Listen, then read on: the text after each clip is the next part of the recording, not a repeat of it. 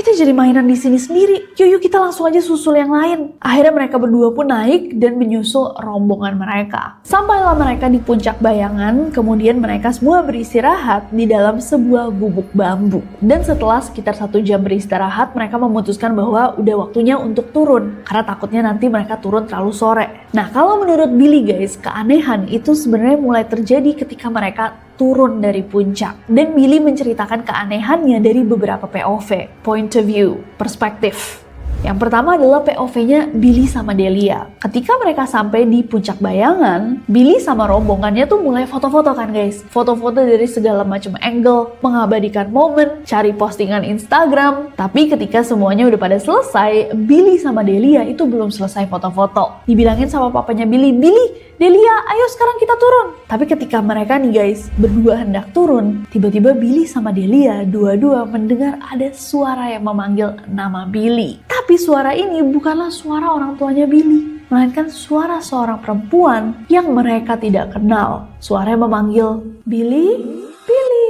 Billy sama Delia langsung lihat-lihatan. Mereka jelas mendengar hal yang sama. Tapi karena itu creepy banget, mereka tuh sama-sama tahu nih, jangan dibahas dulu gitu. Akhirnya mereka nggak bahas dan memutuskan untuk lanjut aja deh, kita turun. Nah, hal yang aneh yang disadari sama Billy dalam trek pendakian turun, itu adalah ketika naik, tadi kan dia sama Delia itu sempat melewati trek yang bebatuan. Dimana dia tadi main-main sama batu-batu itu, pas turun, yang mestinya jaraknya sama nih dengan apa yang dia temui pas naik, itu nggak ada trek yang bebatuan. Malah treknya itu berubah menjadi trek penuh pasir. Billy juga ngirimin kita foto guys, bukti perbedaan waktu dia mendaki dan waktu dia turun, dan ini tuh spot yang sama mestinya. Pas dia naik kelihatan kayak tanahnya keras, banyak batu-batu, sementara pas turun tanahnya lebih berpasir. Nah, Billy itu pas turun juga nanya sama Pak Noah, "Pak, tadi jalur di sini berbatu deh, kok jadi berpasir ya?"